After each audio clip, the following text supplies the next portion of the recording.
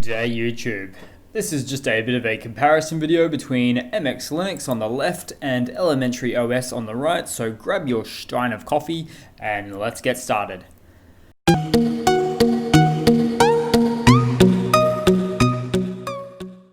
Okay, so starting off on the left hand side we've got MX Linux version 19.3, then on the right we've got Elementary OS version 5.1.7.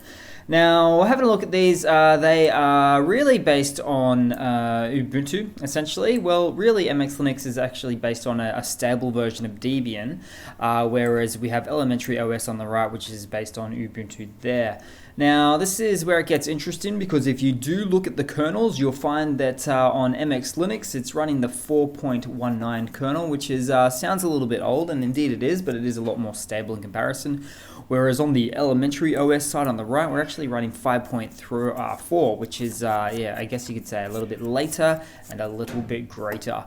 Now, some key differences we'll find is the actual operating system itself. So having a look at this, we can actually see that we are running the default desktop environment on the left for MX Linux, so it's the XFCE desktop environment. Whereas on the right, we're actually running a custom desktop environment called Pantheon, in fact. If we were to delve into it just a little bit further, we will find that for the file manager, we're actually running on Thuna on the left, a nice little lightweight one there, and on the right a little bit more fully featured, heavy GNOME files or FileScholar there, so that's nice enough to see. But last but not least, let's have a look at the RAM usage from boot up. So CPU is looking all okay there. About 550 megabytes of RAM straight off the bat on boot up. Really nothing else is loaded in the background there for MX Linux.